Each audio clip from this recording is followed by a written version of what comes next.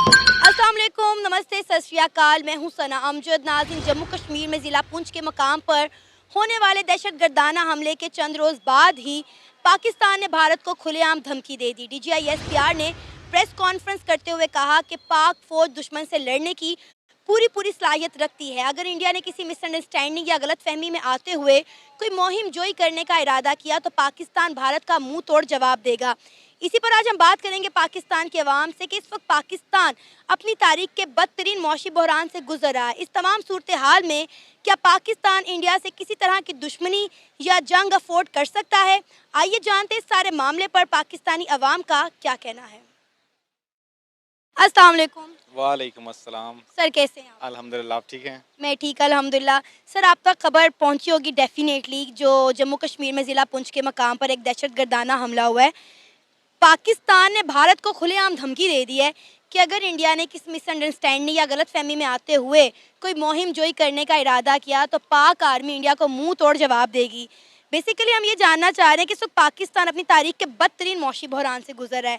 क्या हम इंडिया या किसी मुल्क से कोई भी जंग या दुश्मनी लेने के काबिल हैं? पहली बात तो ये है कि वो हमारे है राइवल और हम मुंह तोड़ जवाब देने के लिए बिल्कुल तैयार हैं। लेकिन मौशी सूरत हाल को देखा जाए मौजूदा, तो उस सूरत हाल के अंदर हम अपने पैरों पे खड़े नहीं हैं। हम दुश्मन को क्या जवाब दें? इससे पहले अगर मैं बात करूं तो आर्मी चीफ की मुलाकात हुई थी हामिद मीर समेत 25 सहाफ़ियों से। तो तब आर्मी चीफ ने उनको कहा था कि हमारे पास टैंक में पेट्रोल डालने के लिए पैसे नहीं हैं। तो ये करने वाली बात है, स्टेट सीक्रेट है। तो इसमें आपके साबिक आर्मी चीफ और आपके हामिद मीर जो सहाफ़ी हैं, क्रेडिबल सहाफ़ी हैं, लेकिन उनकी ये हरकत, उन पे गद्दारी का मुकदमा होना चाहिए। पहली बात तो ये है, मैं ज़ाती तौर पर मैं ये समझता हूँ कि जब स्टेट सीक्रेट को सामने लेके आया जाए और दुश्मन तक ये बात पहुँच जाए तो उनके ऊपर गद्दारी लगना चाहिए, आर्टिकल 6। ठीक है, जब आपके पास अंदर की सूरत हाल ये है तो आप उनको संभालने की बजाय दुश्मन को धमकी देने की ज़रूरत नहीं है। आपके सहाफ़ी, आपके अंदर के लोग बात बाहर तक पहुंचा देते हैं। जो स्टेट सीक्रेट है उसकी खिलाफ वर्जी हो रही है, तो आप दुश्मन को क्या जवाब देंगे? अब आप यही बात देखें ना कि जनरल बाजवा साहब कुछ और स्टेटमेंट दे रहे हैं। वो कह रहे हैं कि हमारे टैंक्स इस कंडीशन में नहीं है, हमारे पास पेट्रोल नहीं है, हमारे पास असला बारूद नहीं है, हम इंडिया से जंग लड़ ही नहीं सकते। समझ रहे हो? समझ रहे हो आप?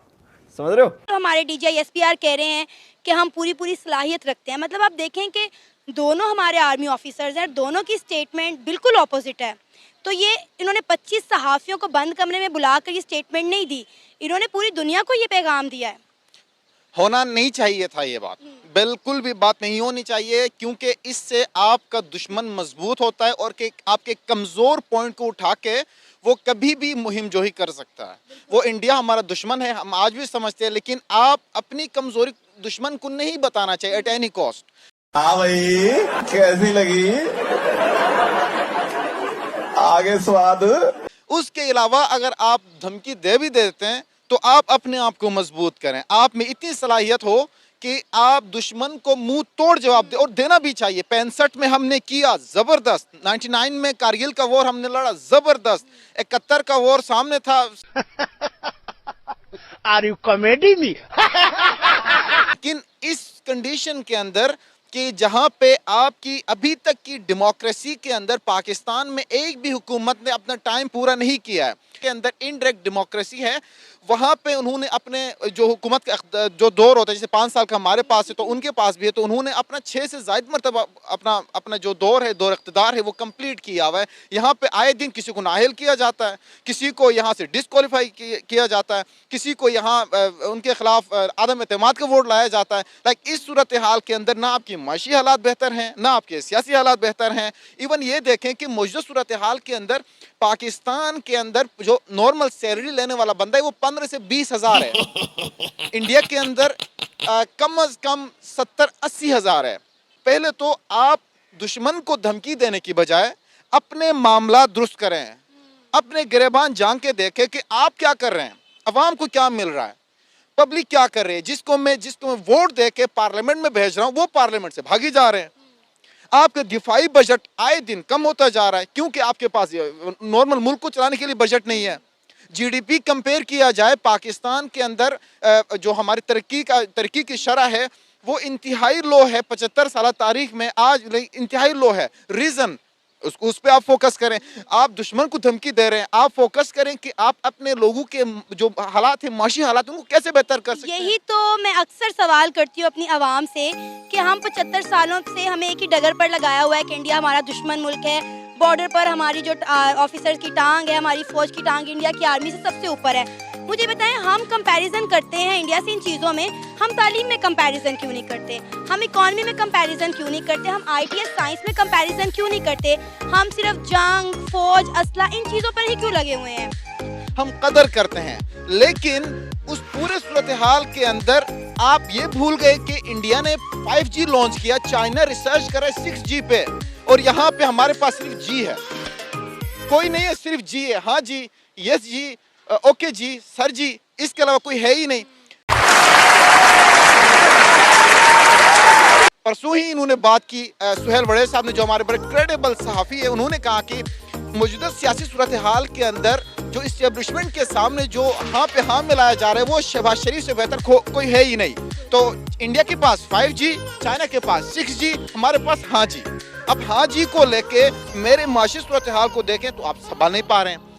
मुझे गुर्बत की लकीर से इतने नीचे लेके आ गए कि मेरे पास कोई ऑप्शन नहीं कि मैं गुर्बत की लकीर से मैं ऊपर चला जाऊं। तो आप क्या मुकाबला करेंगे? आप मुकाबला करें गुर्बत से, आप मुकाबला करें सबसे वर्स्ट हमारा सेहत का निज़ाम है, ट्रांसपोर्ट का निज़ाम है, सबसे गंदा हमारा सिस्टम पानी का निज़ाम है, साफ पानी मुहैया है नहीं।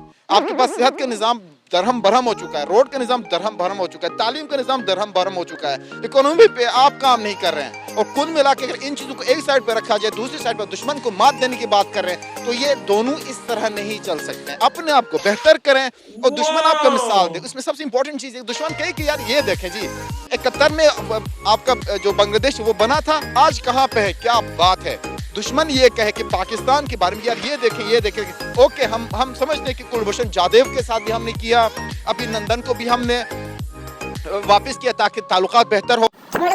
वाजपेयी जी की मुलाकात हुई 2003 के अंदर, मुशर्रफ के साथ सार्क कॉन्फ्रेंस इस्लामाबाद में जो हुआ उधर मुलाकात हुई। लेकिन एंड ऑफ द डे आज आके मुलाकातों को बेहतर से बेहतर करने की बजाय आप उनके साथ जंग लड़ने की बात कर रहे हैं। आप उनके साथ पता नहीं न्यूक्लियर पावर यूज करने की बात हुई 2019 के अंदर, जनरल बाजवा ने उनको रोका, इमरान खान को। ये तो क्लियर कट लिखा हुआ है अखबारों में भी, सारा कुछ हमारे पास क्रेडिबल खबर है ये। लेकिन ये है कि आज आप कलम से लड़े, आज आप टेक्नोलॉजी से लड़े, आज आप किताब पे लड़े, आज आप इल्म पे लड़े, रादर ये कि आपकी जंग हो टैंकों से हो, एयरफोर्स, क्या रखा हुआ है इसके अंदर। नुकसान उनका नहीं है, नुकसान हमारा नहीं, बल्कि नुकसान हम सब का है। सर, आपका नाम? रजा नकवी। सर, जिला पुंछ के मकाम पर होने वाले दहशतगर्दाना हमले के कुछ रोज बाद ही पाकिस्तान ने इंडिया को खुलेआम धमकी दे दी है। DGI-SPR ने प्रेस कॉन्फ्रेंस करते हुए कहा है कि अगर इंडिया ने किसी मिसअंडरस्टैंडिंग या गलतफहमी में आते हुए कोई मुहिम जोई करने का इरादा किया तो पाकिस्तान भारत को मुंह तोड़ जवाब देगा। क्या कहते हैं आप? पाकिस्तान इस वक्त अपनी तारीख के बदतरीन मौशी बहरान से गुजर रहा है। क्या पाकिस्तान इस वक्त इंडिया या किसी भी मुल्क से किसी तरह की दुश्मनी मोल लेने की ताकत रखता है? इस हालत में हैं हम। लेकिन अगर आप मुझे ये बता दें, क्या उनका इलेक्शन नज़दीक है? इंडिया के इलेक्शंस भी होने वाले हैं और यहाँ तक कि G20 का बहुत बड़ा इवेंट इंडिया में हो रहा है। अच्छा, वही अब ये देखें, लास्ट टाइम पुलवामा अटैक हुआ था, तो उसके बाद इलेक्शन हुए। मोदी की हुकूमत में हुआ, तो क्यों हुआ? सर्जिकल स्ट्राइक हुआ, तो उसके बाद भी इलेक्शन होने वाले थे, क्यों हुआ? क्या बोला तूने? हुआ। अब ये अटैक, अब बेसिकली कहानी ये है कि इंडिया की जो कौम है ना, ठीक है, उनको अगर अपने साथ मिलाना है, उनसे वोट लेने हैं, उनको अगर साबित करना है कि ये पागल तरीन कौम है, तो सीधी सी बात है कि उन्हें बताएं कि जी पाकिस्तान आपका दुश्मन है, अपनी ही फौज पे आप हमला करवाएं, ठीक है। और मोस्टली जो भी कौम होती है ना, वो अपनी आर्म्ड फोर्सेस जो उसकी होती है ना, उससे वो मोहब्बत करती है, क्योंकि वो सरहद पे खड़े हैं हमारे लिए। तो उस पर जब हमला होता है तो वो कहते हैं जी ये फलां मुल्क ने करवाया, तो हमारी अगर हुकूमत में है तो हम इसका बदला लेंगे। तो बेसिकली इसके पीछे सारी जो अंदरूनी कहानी ना, वो ये है कि इलेक्शन होने वाले हैं और मोदी दोबारा आने वाला है। अच्छा, हमको सिखा रिया है। और दूसरी तरह की फिर कहानियां तो पाकिस्तान भी करता है। पाकिस्तान में कहानी चलती रही, लेकिन कब आज तक कभी ऐसा हुआ है कि कभी कोई हमारी हुकूमत उसने अपना टेन्योर पूरा किया हो? कभी भी नहीं हुआ ना, ठीक है। अब बाकी छोड़ें, आपने अपने, मैं ज़्यादा दूर नहीं जाता, मोहतरमा फातिमा जना जिनको आप मदर मिलत कहते हैं, उनके साथ क्या किया हम लोगों ने, ठीक है। उसके बाद आप ये देखें जी जुल्फ़कार अली भुट्टो, ठीक है, एक बहुत अच्छे हमारे एक लीडर थे, उनके साथ क्या किया। तो आप अगर तरीक देखें तो हम और पीछे होता कौन है, और बेसिक हमारा मेन वजूहात ही यही हैं कि जी हम पीछे रह रहे हैं और हम किसी को आंखें, ठीक है आंखें तो दिखा सकते हैं, आंखें दिखाने की क्या होता है। आँख चवलसी वीरे वीरे पता नहीं मेरे को आवाज नहीं।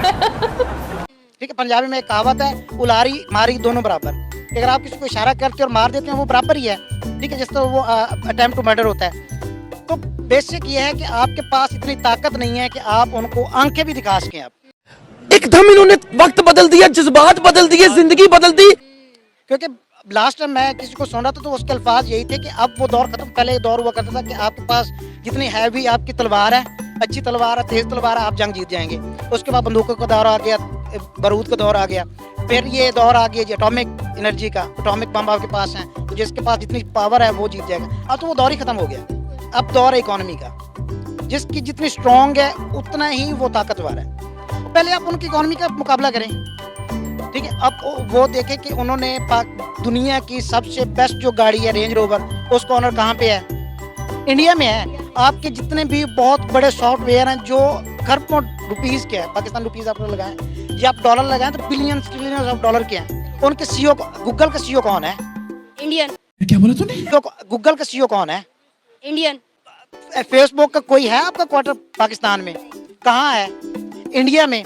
उनकी इकोनॉमी हमारे से 1000 गुना बेहतर है। आप 1, 2, 10, 100 नहीं कह सकते, 1000 गुना बेहतर। उन्होंने उस साइड पे आपकी अगर 5वीं बड़ी आप पॉपुलेशन के हिसाब से आप कंट्री हो पूरे दुनिया में, तो आपको 5वां बड़ा मुल्क होना चाहिए। एआई के आजकल दौर है, आप एआई में 5वें बड़े हो, इकोनॉमी का दौर है, इकोनॉमी में 5वें बड़े हो, आप 50s की रेंज में जा रहे हैं। तो आप जब तक अपनी इकोनॉमी स्ट्रॉन्ग नहीं करते, जब तक आप अपने ये स्टेबल नहीं होती, ये हमारी जो करंट सो कॉल्ड हुकूमत है जो भी हो, वो जब तक स्टेबल नहीं होती, जब तक आपकी इकोनॉमी स्टेबल नहीं होती, उस वक्त तक आप किसी को आंखें छोड़ो, आप सोच भी नहीं सकते।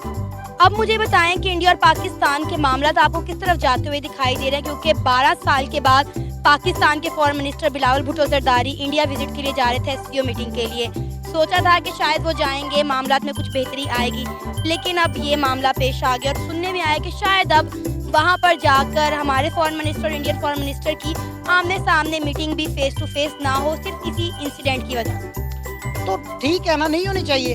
अब उनकी जो जितने भी हुक्मरान है, जितने भी सियासतदान है, जो हायर ऑफिसर्स आप कह लें, उन्होंने भी यही काम करना है कि जी पाकिस्तान हमारा दुश्मन है, दुश्मन है, दुश्मन है, और हमारे जो वहाँ पे वफाकी वजीर जाएंगे उनके साथ उनका टकराव होगा, ठीक है, और बताएंगे कि जी हमने उनको ये देखे जी हमने उनको मुंह की खानी पड़ी। हमारा भी जाएगा, जिस तरह उसने वहाँ पे यूएन में बैठ के कहा था कि वो गुजरात का कसाई, ठीक है, तो वहाँ पे वो अल्फाज नहीं इस्तेमाल कर सकते। क्यों, आगे इलेक्शन होने वाले हैं ना, 1 दिन 2 दिन महीना साल 3 साल बाद इलेक्शन तो होने हैं ना। तो एक आपको चाहिए, मैं एक आम अल्फाज इस्तेमाल करता हूँ, चूरन। हमारी कौम को चाहिए होता है चूरन, और वो चूरन यही है। कितने तेजस्वी लोग हैं हमारे पास, कितने शानदार विचार रखते हैं जी, और कुछ लोग मनोरंजन भी करवाते हैं। अच्छा, इंडिया से इतनी खारबाजी के बावजूद अभी तक हम मेडिसिन तो इंडिया की इस्तेमाल कर रहे हैं, कितनी चीज़ें इंडिया से आ रही हैं, लेकिन दुबई के रास्ते से आ रही हैं। अगर इतने मसले मसाइल हैं इंडिया के साथ, ट्रेड आप वैसे ही बंद कर बैठे हैं, तो ये मामला भी ख़त्म कर देना, ये क्यों चला रहे हैं? अगर आपको इंडिया से इतनी खारबाजी है तो इंडिया की दवाइयाँ क्यों खा रहे हैं आप लोग? इनको इंडिया की दवाई भी और भी बहुत कुछ खाना पड़ेगा, समझ रहे हो। जब तक हमारे ये हुक्मरान है ना, ये वाले जो सो कॉल्ड हुक्मरान कहलाते हैं, ठीक है, इनके पीछे हर बंदे को पता है कौन है, कौन इनकी ये सारी कहानी करवा रहा है। जब तक ये बैठे हैं ना, आपको दवाई भी वहीं से खानी पड़ेगी और गाली भी वहीं से खानी पड़ेगी। आप खाते रहे जब तक आप अपने आप को इस काबिल नहीं बनाते कि आप यू आर समथिंग, कुछ तो कम से कम 0 तो ना हो। अभी तो हम माइनस से भी नीचे चले गए हैं। अभी जो लेटेस्ट रिपोर्ट आई है, हर एक बच्चा जो अभी पैदा भी नहीं हुआ वो लाख रुपए का मकरूज है। तो आप कहाँ से अपने आप को कह सकते हैं कि हम किसी दुश्मन, तो हम सोच नहीं सकते किसी को। ये था हमारा आज का प्रोग्राम, आपसे जानी पाकिस्तानी अवाम की राय। उम्मीद है आपको आज का हमारा ये प्रोग्राम पसंद आया होगा। आप भी अपनी राय का इजहार कर सकते हैं नीचे दिए गए कमेंट सेक्शन में। इसी के साथ साथ मुझे इजाजत दें, पर जाने से पहले हमारे चैनल को सब्सक्राइब कर दें, वीडियो को लाइक करें और शेयर करें।